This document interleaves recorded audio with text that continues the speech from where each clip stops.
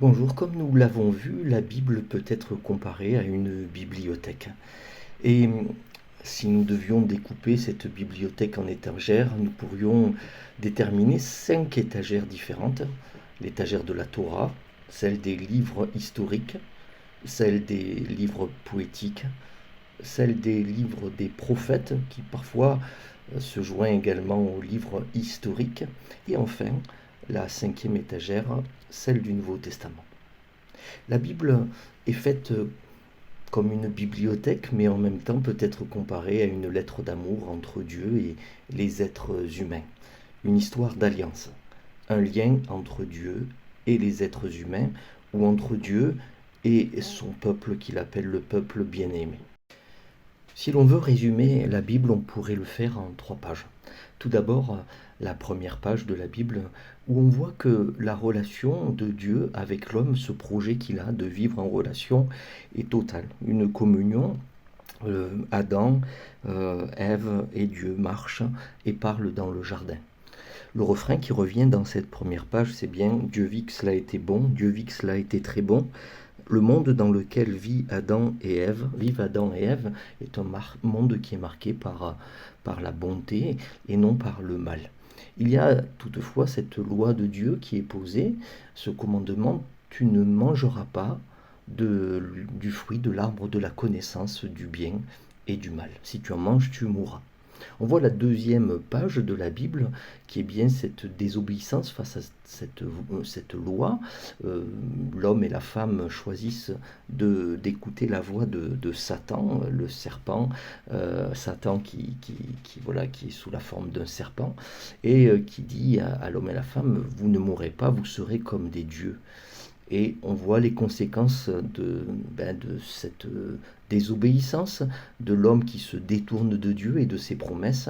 C'est bien le fait que l'homme et la femme sont séparés de Dieu. C'est cela qu'on appelle le péché, la séparation qui existe dans cette relation d'amour que Dieu voulait établir avec les humains. Il y a des conséquences, bien sûr, comme ce verset, tu gagneras ton pain à la sueur de ton front, des grossesses douloureuses, mais également des promesses qui sont contenues déjà dans cette deuxième page.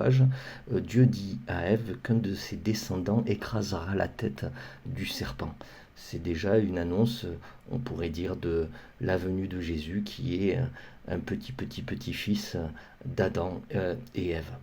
Donc relation coupée, et on pourrait résumer le reste de la Bible, toutes les autres pages, je pourrais dire, par une histoire d'amour, une histoire de réconciliation. Dieu ne veut pas le divorce avec l'homme, mais bien se réconcilier avec lui. Dieu annonce sa venue dans le monde pour libérer l'homme du péché et pour que la relation entre Dieu et l'homme soit à nouveau possible.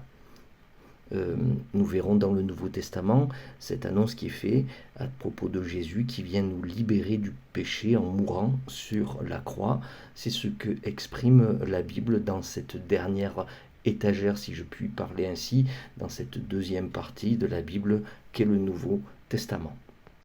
Ainsi, la Bible pourrait se résumer en 5 mots de cette histoire d'amour que l'on revoit dans tous les livres et dans toutes les étagères. Tout d'abord, le commencement de cette relation. Dieu crée l'homme et la femme pour être en relation avec lui, et que cette relation se développe quelque part, qui est comme un épanouissement, une liberté, une délivrance. Parfois, il y a des moments suivant les livres où on voit que ces commencements dérapent rapidement et qu'il y a besoin de libération, comme au temps de l'Exode. Enfin, ce désir de Dieu de vivre en communion, de vivre pleinement en relation totale avec Dieu et de donner les moyens de vivre cette relation-là. Quatrième mot ou quatrième étape, face à cette relation, ce sont les épreuves, comme dans tout couple, les difficultés, les tensions. On appellera souvent le peuple hébreu le peuple à la nuque raide, c'est-à-dire le peuple qui a du mal à se remettre en question et à se prosterner devant Dieu, à s'humilier devant lui. Enfin, le dernier mot, accomplissement, ou je dirais le fait de surmonter l'épreuve, on retrouve ces 5 mots ou ces 5 étapes régulièrement dans l'Écriture. Commencement, délivrance, communion, épreuve, accomplissement. Ainsi, déjà dans les 5 premiers livres de la Bible que nous allons aborder, nous trouvons déjà ces différentes étapes. Commencement avec le livre de la Torah, les 5 premiers livres de la Bible. On pourrait dire délivrance avec les livres historiques qui montrent comment le peuple va vivre dans ce pays promis. Communion avec tous les livres poétiques qui racontent, comme le Cantique des Cantiques, ce lien fort entre Dieu et son peuple ou avec l'humanité. Les prophètes nous rappelleront les épreuves, les remises en question, les rappels des prophètes pour dire retournez à Dieu face à vos infidélités, tel l'exemple du prophète Osée.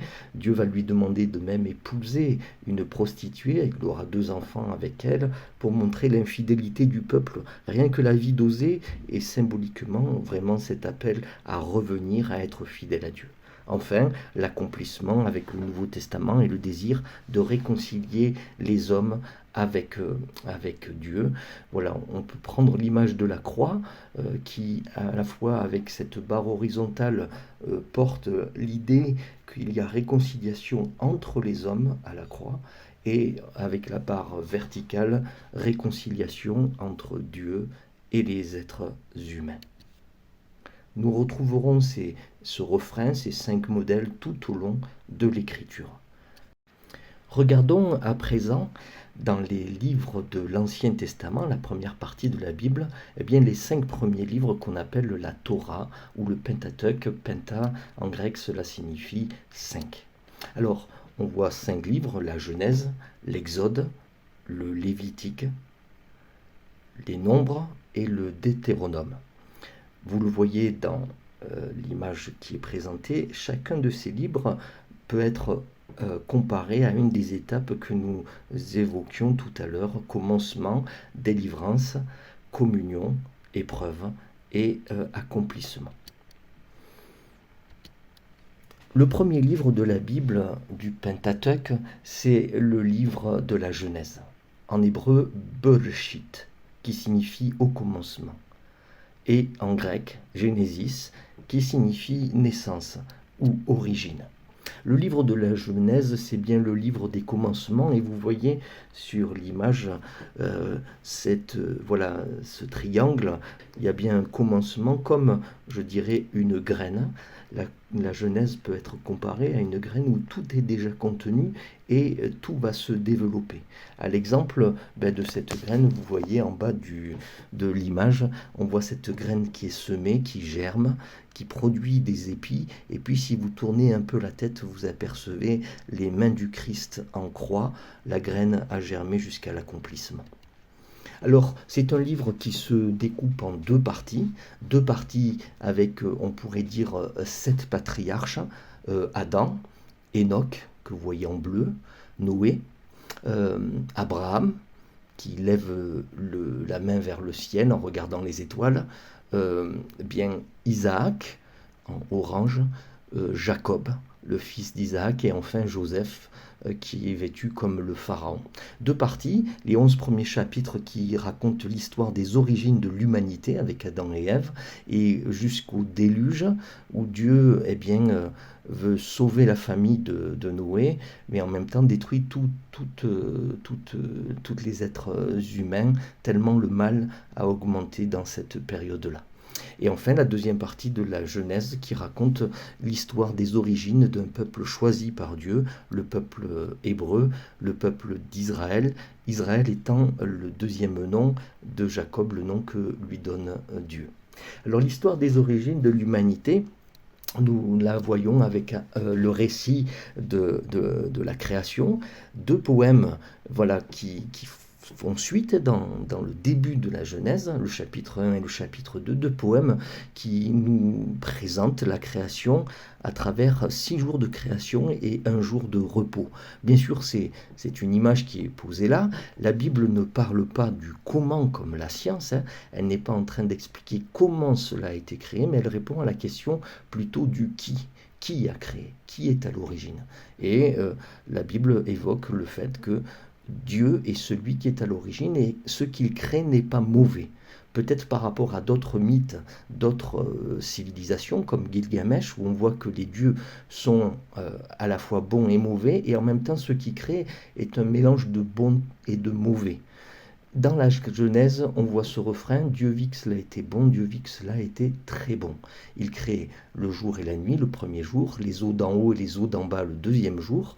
Il sépare la terre des océans le troisième jour. Il crée le soleil et la lune uniquement le quatrième jour. Vous voyez, c'est un peu surprenant parce que le soleil devrait être le premier jour pour qu'il puisse y avoir de l'herbe, mais c'est une façon de dire que le soleil qu'on adorait dans beaucoup de peuples à l'époque n'est qu'une créature et non pas le créateur. Il crée les poissons et les oiseaux le cinquième jour et enfin tous les autres animaux et l'homme et la femme le sixième jour. Il se repose le septième jour et il invite chacun à se reposer comme Dieu s'est reposé le septième jour, d'où vient l'idée du Shabbat qui est posée dès le début de la Genèse.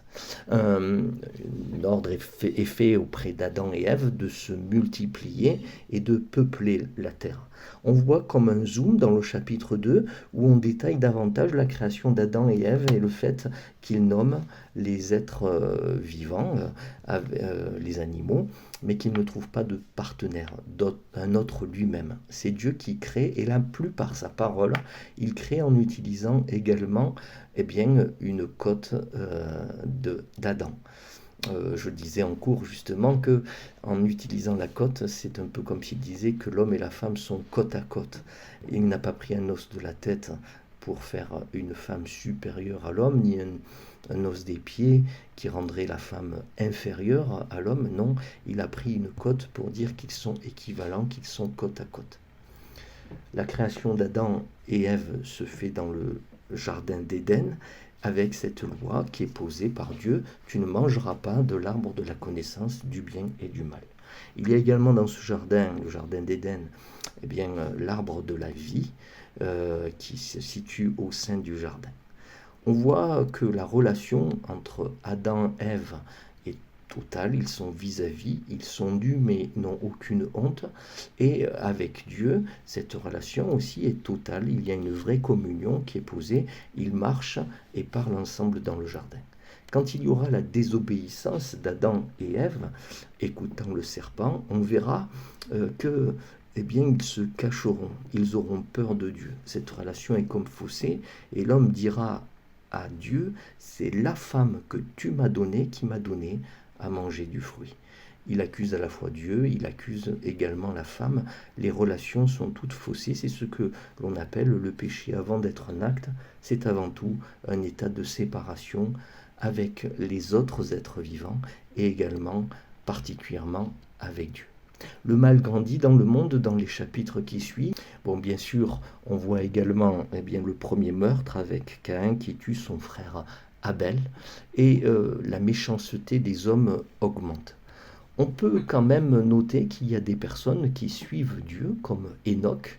La Bible évoque ce personnage de façon particulière parce qu'il n'est pas passé par la mort. Avec Élie, ce sont les deux personnages qui ne passent pas par la mort et qui sont enlevés directement. Enoch marchait avec Dieu, 2 versets où on dit à chaque fois que c'est le marcheur avec Dieu. Enfin, la méchanceté des hommes est telle que Dieu regrette d'avoir créé. On a comme en fait une image de Dieu qui serait comme un homme qui regrette dans ses propos, et il demande à Noé, qui comme Enoch est un homme juste, c'est à cause du fait qu'il est juste, c'est-à-dire qu'il est droit et qu'il suit la voie de Dieu, de construire une arche. Dieu donne tous les plans et la façon dont doit être construite l'arche, et chaque couple d'animaux vont être dans l'arche avec les végétaux pour pouvoir sauver aussi le monde animal et végétal du déluge qui va tout détruire. Noé et sa famille également seront dans l'arche. En fait, ce déluge dure 40 jours et 40 nuits, mais si on regarde de plus près, Noé va rester plus un an et 3 mois dans ce bateau. Le mot arche est exactement le même mot qui est utilisé en hébreu pour parler du Moïse. Vous savez, la corbeille dans laquelle Moïse a été sauvé des eaux du Nil quand il était bébé. On peut dire qu'il y a là aussi une image déjà de ce que Dieu veut faire, c'est sauver des personnes qui sont dans l'arche. Il veut sauver de la mort, de la noyade, tous ceux qui sont à l'intérieur de cette arche. Noé ressort et on peut simplement noter que Noé va envoyer un corbeau et puis envoyer une colombe à 2 reprises. Picasso va réutiliser cette image de la colombe avec une branche d'olivier et cela deviendra le symbole de la paix, un tableau qui est très connu et qu'on retrouve et qui est basé sur l'histoire de Noé. Alors, après cette première partie sur l'histoire des origines, on va trouver l'histoire du peuple choisi par Dieu, avec un homme qui est choisi au milieu d'un peuple païen. Je dirais, en fait, là, il n'y a pas de juifs à ce moment-là. Abraham est choisi à Ur, et Dieu lui dit, quitte ton pays et ta famille, et va vers le pays que je te promets. Abraham croit à la promesse de Dieu et va suivre Dieu. Il va lui montrer, alors qu'il est âgé, qu'il a 80 ans, qu'il va être le père d'une grande nation. Il change son nom, Abraham, en Abraham, père de peuple, père de nation. Il lui montrera les étoiles en disant « Tes descendants seront plus nombreux que les étoiles du ciel ». Il lui promet également un pays. Et enfin, il lui fait cette dernière promesse « Tu seras une bénédiction pour toutes les nations de la terre ». On voit très concrètement qu'avec la venue de Jésus, qui, dans sa généalogie, est rattaché à Abraham, le petit-petit-petit-fils d'Abraham, Dieu va bénir pas simplement le peuple juif, le peuple hébreu, mais il bénira toutes les nations de la terre par Abraham. Alors, cet appel d'Abraham et ses promesses sont renouvelées à plusieurs reprises dans la Genèse. On trouve Genèse 15, Genèse 17, Genèse 22 est un passage très particulier où on découvre le sacrifice d'Isaac, ou moins le fait que Abraham part avec son fils. Dieu lui demande de sacrifier ce qui est le plus précieux pour lui. C'est pas qu'il souhaite le sacrifice d'enfant. On verra tout au long de l'histoire des Hébreux que jamais le sacrifice d'humain n'a été demandé par Dieu, mais que c'est un test de foi pour voir jusqu'où Abraham va répondre à l'appel de Dieu. Et Dieu remplacera, bien sûr, dira à Abraham, Abraham, ne porte pas la main sur Isaac, voici un bélier, un agneau, et on trouve encore cette image de l'animal qui va couvrir quelque part la faute ou le péché qui va remplacer face à la mort. On l'avait vu avec Adam et Ève qui ont des peaux de bêtes, sans doute d'agneau ou de bélier pour couvrir leur nudité. Ici, c'est le bélier qui va remplacer Isaac qui ne mourra pas. Isaac, c'est bien le fils d'Abraham. Il va suivre Dieu, mais en même temps, vers la fin de sa vie, se détourner plutôt pour des choses quotidiennes, pour de la nourriture. Voilà, il finira en donnant la bénédiction à Jacob plutôt qu'à Ésaü. L'histoire de Jacob, c'est l'histoire d'un rusé qui va prendre à la fois le droit d'aînesse de son frère Ésaü et qui va également, pour un plat de lentilles, recevoir la bénédiction, ce qui est quelque chose de très fort dans la Bible. C'est comme s'il y avait quelque part une parole et un acte presque, j'allais dire, magique, où Jacob reçoit la bénédiction de son père Isaac et la transmission de la promesse qui a été faite à Dieu.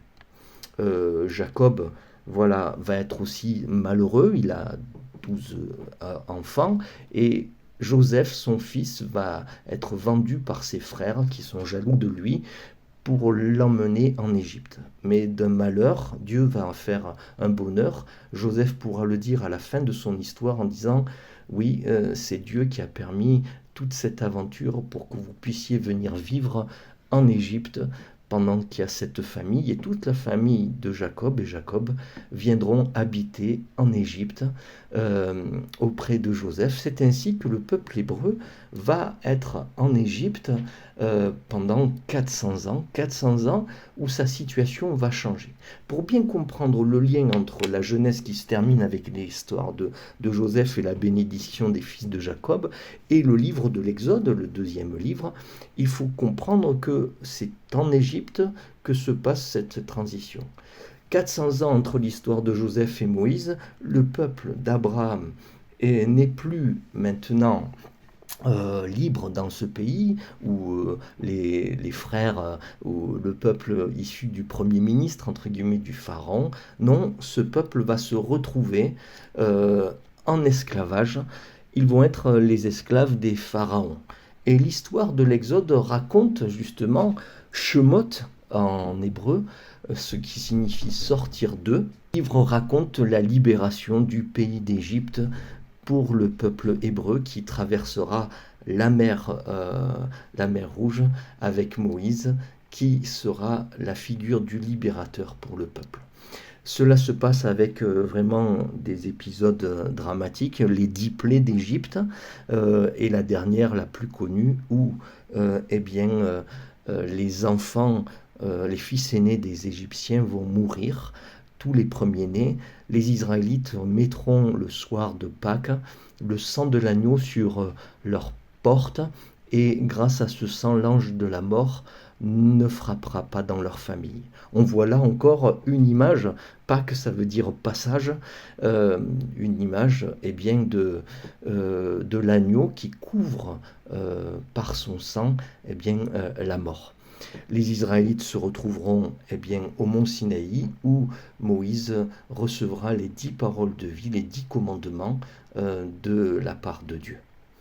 Le livre de l'Exode, c'est bien ce livre qui raconte cette sortie du pays d'Égypte avec cette phrase avant la première parole, je dirais, des 10 paroles de vie, c'est « Je suis l'Éternel ton Dieu qui t'ai fait sortir du pays d'Égypte où tu étais esclave ». On découvrira la façon dont on peut vivre cette libération, cette délivrance dans le Lévitique avec la loi de Dieu, c'est le livre suivant. Cette loi sera à la fois dans le Lévitique et dans l'Exode, mais tous les détails de la loi, et notamment les détails concernant ce que l'on appelle le tabernacle et l'arche de l'alliance, et tous les lévites qui s'occupent, les prêtres qui s'occupent de cela, se trouvent dans le Lévitique. Vous voyez là un dessin de l'arche de l'alliance avec dedans les tables de la loi, le vase d'or avec la manne. La manne, c'était la nourriture. Manou, ça veut dire qu'est-ce que c'est? La nourriture un peu comme du pain que les Israélites mangeront dans le désert quand ils resteront pendant 40 ans, et le bâton d'Aaron qui avait refleuri. Vous voyez le tabernacle, c'est une tente qui était au milieu des tentes du peuple, puisque c'était un peuple nomade, avec une tenture de lin et une porte avec très particulière. On aperçoit également l'autel des holocaustes et la cuve d'airain où les prêtres se lavaient. Les holocaustes, c'était des sacrifices avec une fumée qui montait vers Dieu, donc on brûlait totalement l'animal pour le pardon des péchés pour le peuple. Vous voyez là les différents ustensiles qui sont dans le tabernacle, l'autel des holocaustes, le vase d'airain, qui a été fait à partir de miroirs. Également, la table des pains de proposition, le chandelier à 7 branches, et enfin, tout en bas, l'autel des parfums. On voit bien comment étaient habillés les prêtres, et particulièrement le souverain sacrificateur. Voilà, les pierres précieuses qui étaient sur son torse, vous voyez, c'était le symbole que 12 pierres, donc 12 tribus, se présentaient devant Dieu. Il y en avait également sur les épaules. Quand le prêtre se présentait dans le lieu très saint, c'est-à-dire il y avait le parvis, puis le lieu saint, puis le lieu très saint où était l'arche de l'alliance, c'était tout le peuple qui, à travers le prêtre, se présentait devant Dieu. Le 4e livre est le livre des nombres, qui signifie au désert, Mitpa en hébreu, qui raconte cette épreuve. Pendant 40 ans, eh bien, le peuple va errer dans le désert du Sinaï. Le peuple, alors que Dieu lui a promis ce pays, va envoyer des explorateurs, 12 explorateurs, dont Josué et Caleb, et 10 d'entre eux, 10 explorateurs, ne croient pas que c'est possible de conquérir ce pays. Si bien que Dieu dit, puisque vous n'avez pas cru à la promesse, toute cette génération va mourir dans le désert, vous allez rester 40 ans, et ce ne sera que la génération suivante qui entrera dans le pays promis, le pays de Canaan, le pays où coule le lait et le miel. Le livre des Nombres est donc bien ce livre qui raconte cette épreuve avec à la fois la faim, la soif, la question de l'eau qui revient à plusieurs reprises également, comme dans la Genèse avec la question des puits, les puits de Jacob, les puits d'Isaac et d'Abraham. Au désert, c'est bien voilà cette situation, ils vont manger de la manne et également des cailles qui lui seront données. C'est un livre plutôt un récit qui raconte cela. Le livre du Lévitique est bien sûr beaucoup plus difficile à lire. Il y a également le nom des familles. Le livre des nombres voilà, est aussi un dénombrement de toute la population. Enfin, Devarim, discours, qui est en fait le Deutéronome, comme si on reprenait le livre eh bien, de l'Exode voilà, en le racontant d'une autre manière. Ainsi, on peut trouver les 10 commandements également dans l'Exode et dans le Deutéronome. Ce discours est là comme pour nouer la gerbe, pour expliquer pourquoi tout cela s'est passé.